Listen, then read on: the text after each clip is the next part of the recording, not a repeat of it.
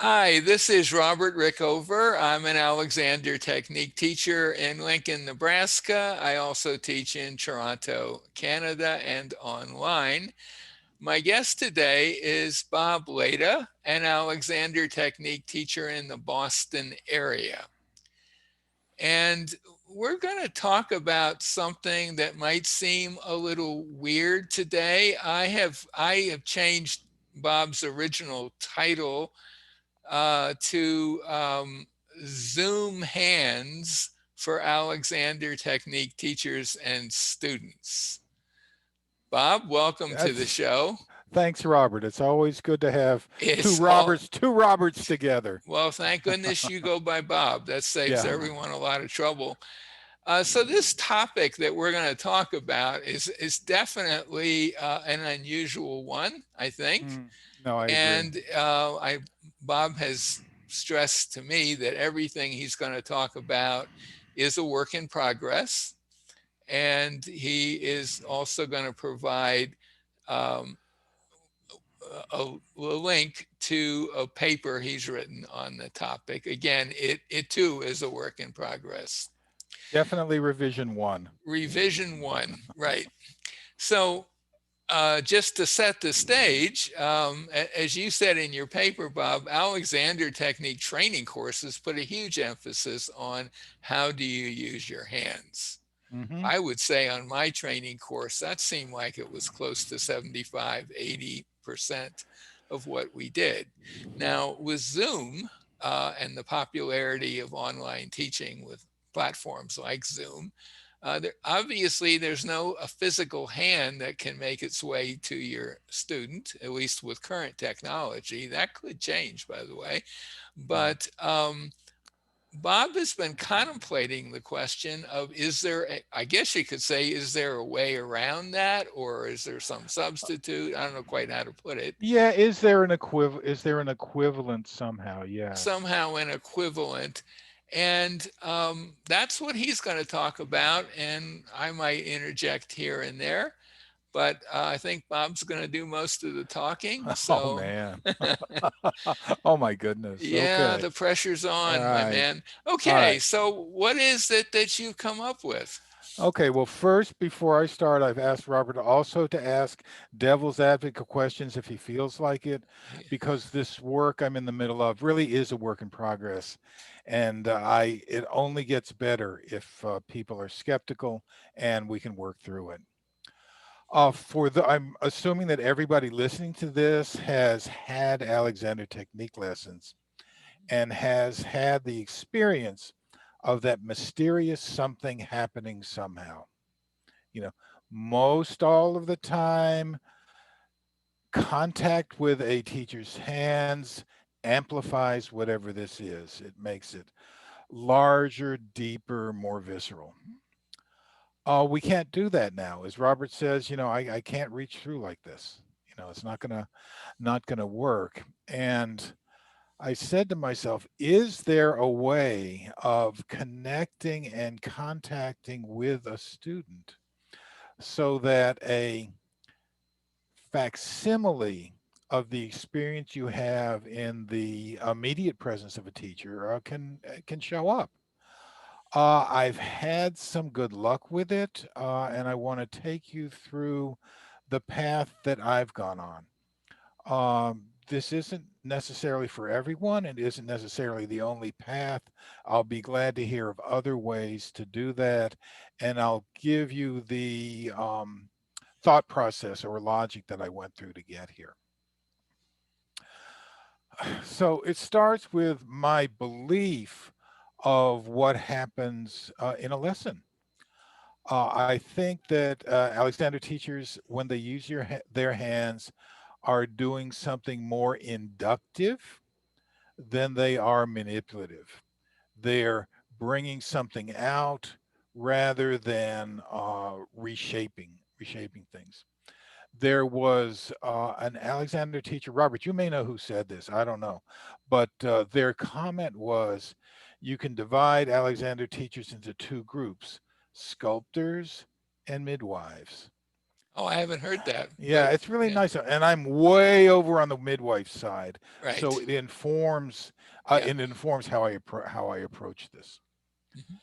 And the way I feel that a student learns is by being in the presence of a teacher's responses to their shared environment. So I said to myself, how do we create a shared environment that we can both respond to, that can take us, on that journey? People through the ages have wondered about this. In our last, no, the Congress before last, not the last Congress, there was a quote from Rumi, the 13th century Persian poet, scholar, and mystic. And the current translation was, out beyond ideas of wrong and right doing, there is a field. I'll meet you there. That sounds good. I never believed it. I never believed that a 13th century Persian guy would say that. And as it turns out, he didn't. But he said something very similar to it, and I won't get into all of what was going on with the translations. What he said, translated from the modern Persian or Farsi, beyond Islam and unbelief, there is a desert plain. For us, there is a passion in the midst of that expanse.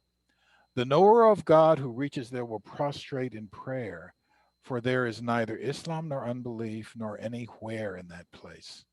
So that has the feel, of the 13th century. Mhm.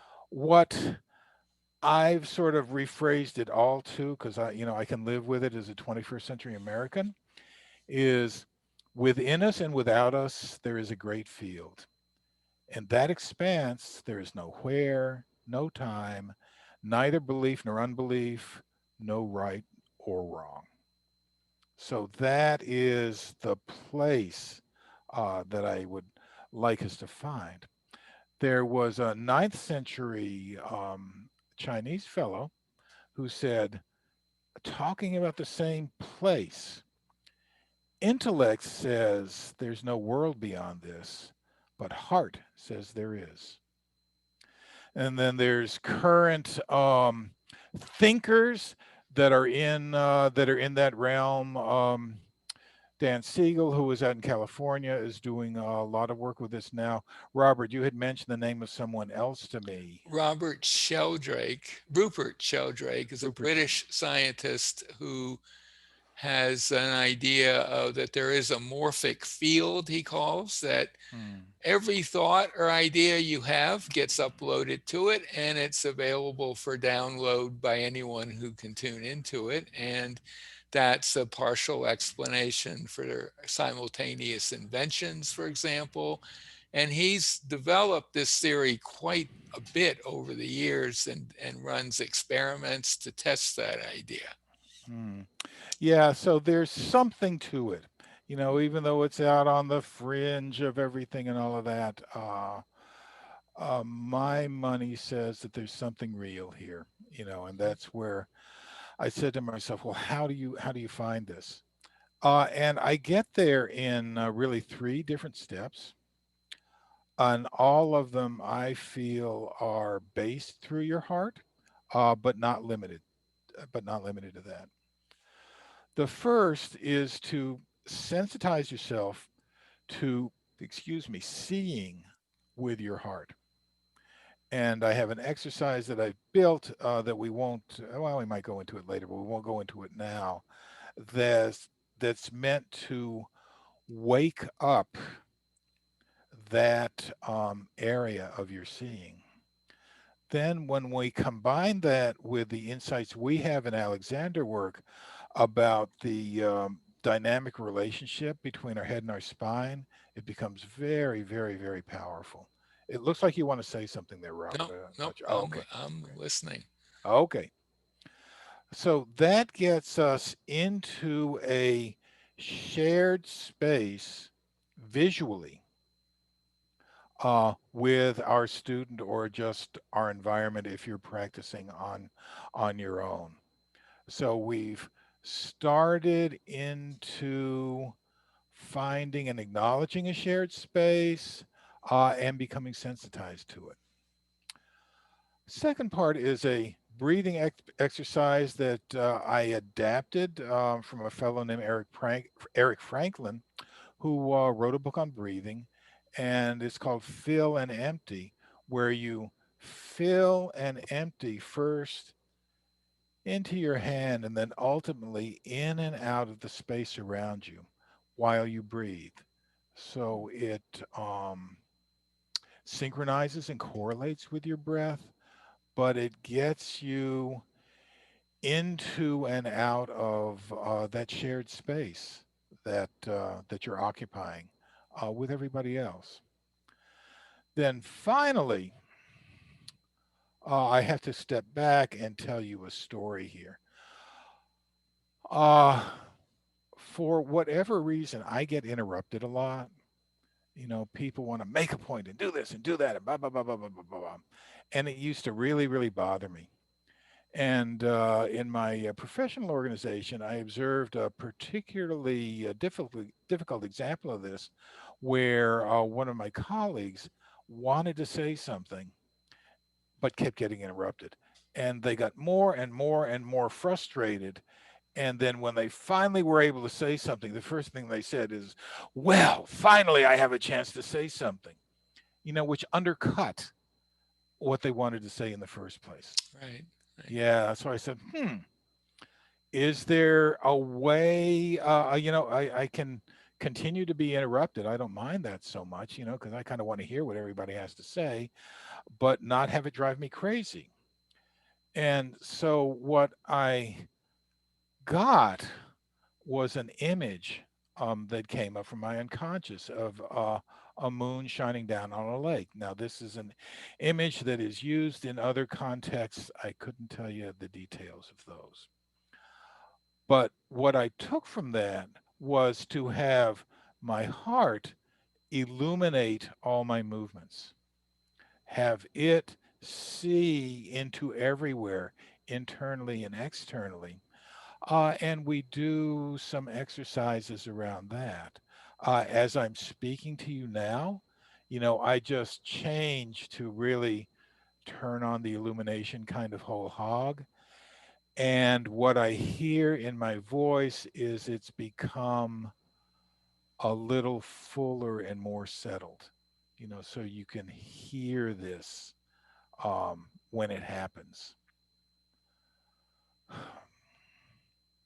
So all of these together can happen in the context of a Zoom lesson. Mhm. And you can try this. We'll just do a few breaths while we're going through here, is to let your heart illuminate your breathing. Let it light up your breathing as your breath goes in and out. Oh, Robert, that's wonderful. That's a nice Oh, little wow. expansion and Isn't it? opening, Yeah. isn't it? Yeah. Yeah.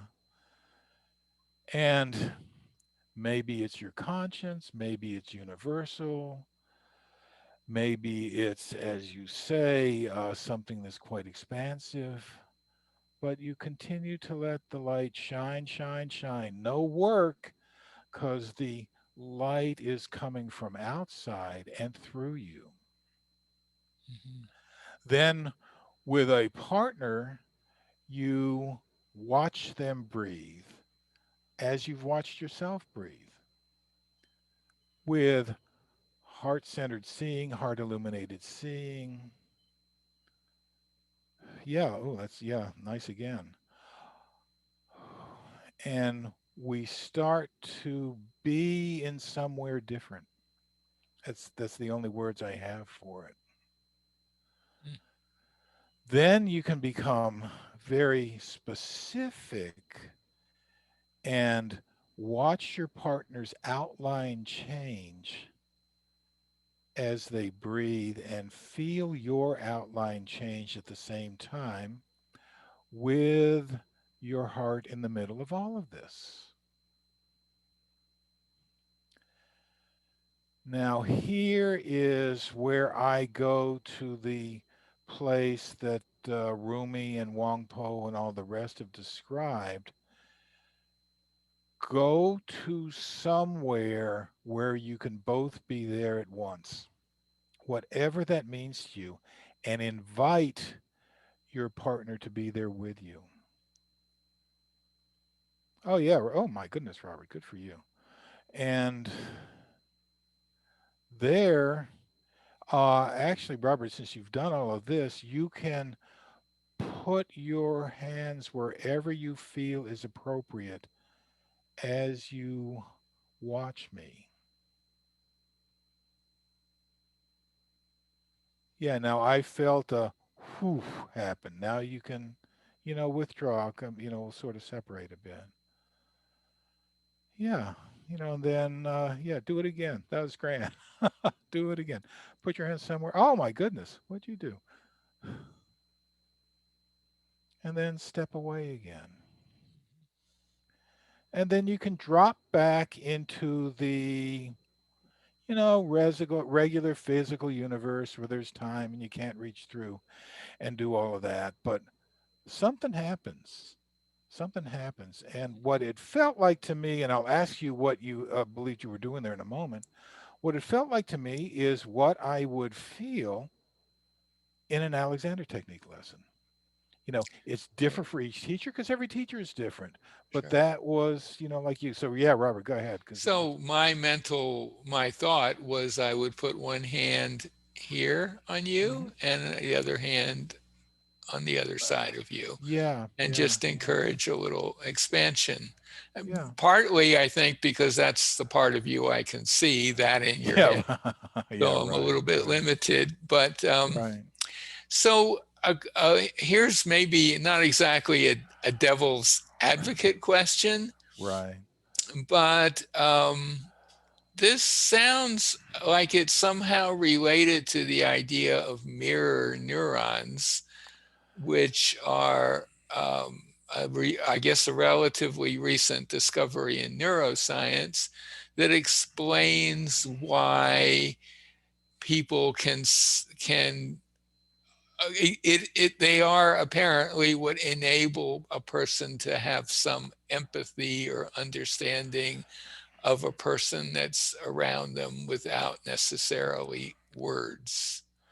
Yeah, That's a gross oversimplification. it is. Yeah, I I've done some work with mirror neurons and some research, and the emotional tie-in for them is controversial right now. mhm, Some say yes, some say no. It certainly enables people to. Let me say it another way. We certainly have ways to feel something. That mhm, we nobody knows exactly where they're mapped to in the brain, right, and we're able to imitate. Do mirror neurons have to do with that? Possibly. mhm, In the monkeys where they were first discovered, the they didn't have the emotional piece in there, so they weren't quite sure the empathy part, and they can't imitate. It's so weird. mhm, These for those of you who haven't run into it, this was the mid 1990s. Some Italian researchers were studying monkeys. They had them wired all up, and so what part of the brain went off when the monkey would eat a banana. Well, one of them one day decided to eat a banana when the monkey was watching, and the same part of the monkey's brain right, lit up, right? right, right, So if when the experimenter's movement meant something to the monkey, you'd get this resonance and lighting up. If the experimenter did this, the monkey didn't care. It was right, just a movement that didn't have any meaning. In studies on humans, it's much the same thing. A piano player watching a video of a piano player, oh, yeah, that part of the brain will light up. A piano player watching a rock climber, no, not so much. You know, mhm, but we can all, I think it's pretty much everybody. I haven't run into anybody who can't do this yet, can imitate. If I do this, you could do the same thing. right, Yet you couldn't say in words what you were doing. So Mhm. cognition isn't part of this one. This is really visual Right. motor, and there's no question about that. Do they have it mapped to mirror neurons and only new mirror neurons? I mean, I don't know. Right. It's a new field, Yeah, and yeah, I don't know. I think there are a lot of unanswered questions, but yeah, but all this, everything we've talked about brings me to, uh, causes me to remember an incident that happened mm, many years ago with my teacher here in Lincoln, Marjorie Barstow. I mm. think you met her, right? I have, Yeah. yeah. And this was when she was very old. And when she was teaching, it was mostly nonverbal at that point, which was quite different from how she taught earlier. Mm, And she was at a point where she had to have 24/7 help. right. There would be people, women, usually young women, who would basically hang out with her and help her climb stairs and whatever. And one there was Marge was teaching a couple of people, and it was pretty much all hands on because, as I say, she wasn't speaking that much. And this her lessons would go for quite a while sometimes. And at the end of one of them, the lady who was just sitting there, basically observing or being in the room, said to me, asked me if it made sense that she had felt lighter and easier in herself as a result of that being there. Mm, And I sort of, I said, yes, I guess it does make sense. You're seeing some stuff. I didn't really have a good answer, but that mm, stayed with me for a long time, because this was a person that had no real knowledge of the Alexander technique other than just observing this stuff. And, mm-hmm. you know, it was, anyway, I thought that kind of fits in a little Oh, I think it. Oh, I think it with what you're does. talking about. Yeah, I think. Oh, absolutely, Robert. Yeah, go ahead. It looks like you're thinking Yeah. of something else. So the description you have of using your thinking of using your heart as kind of a mechanism for establishing Mm, that connection. I'm thinking again of Rupert Sheldrake's idea of this morphic field, that you do have to, if you want to take advantage of it, you have to be able to tap into it. And mm-hmm. that requires you having a certain frame of mind or a certain interest in, well, what is out there right now that might be useful to me? Yeah.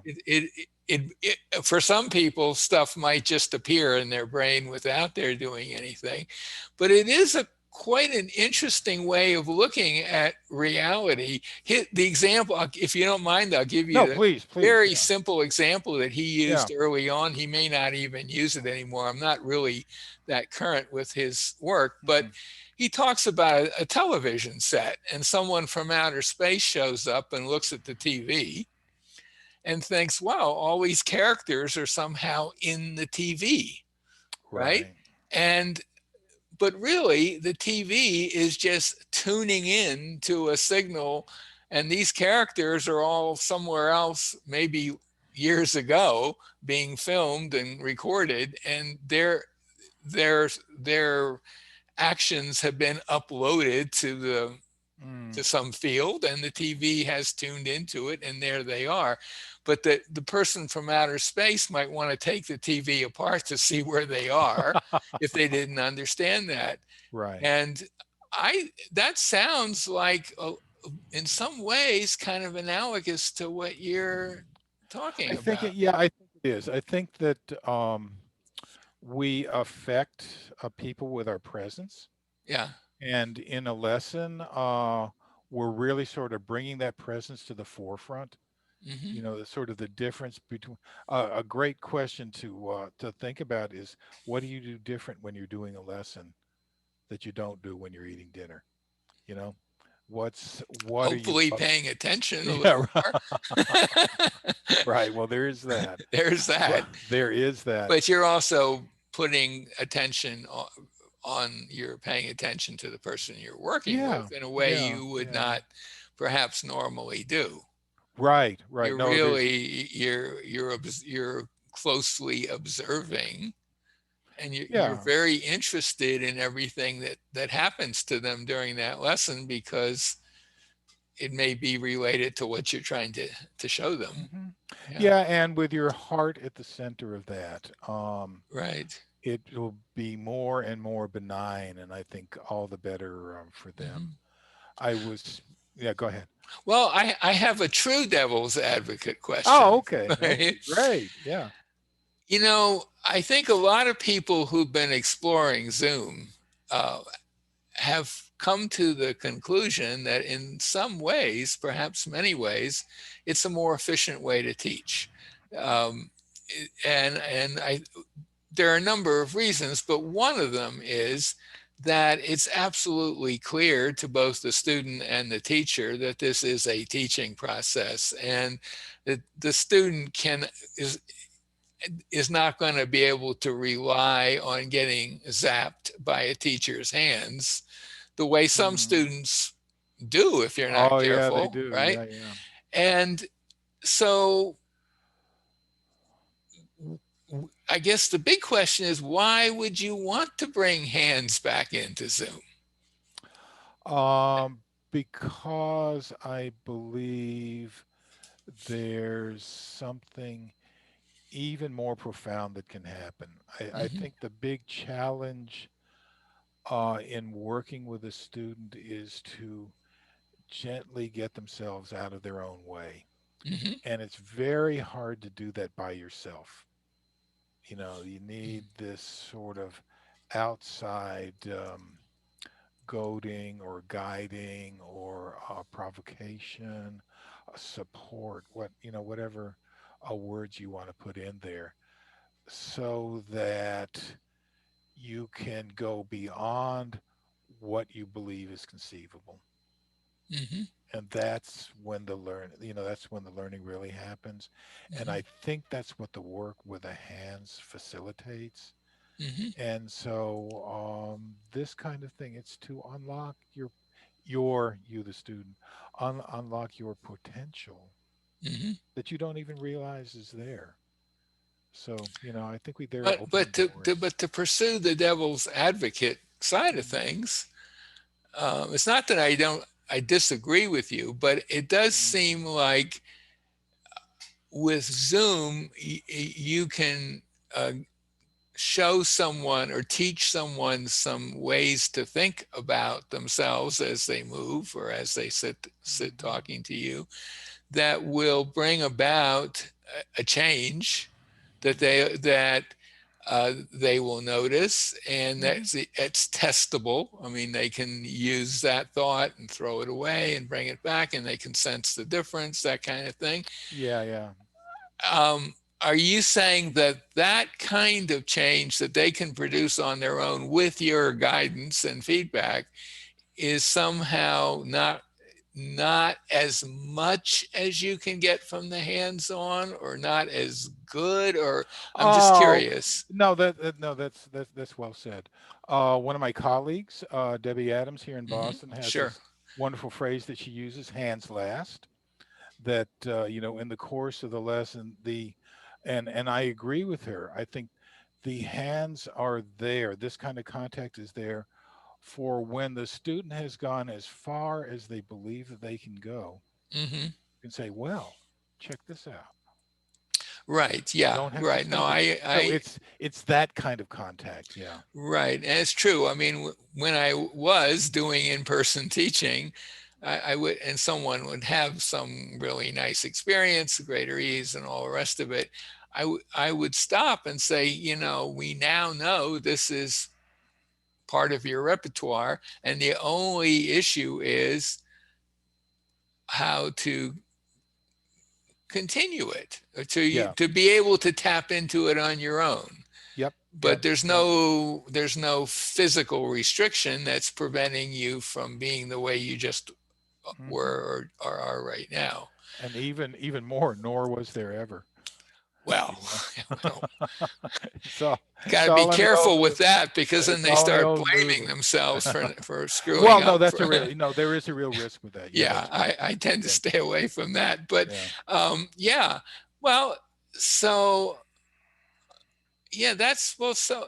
do you want to say more about your work? I mean, I kind of, Uh, no, no, I know. I think we just covered, what I wanted to cover today. But we can get that little extra spritz, yeah.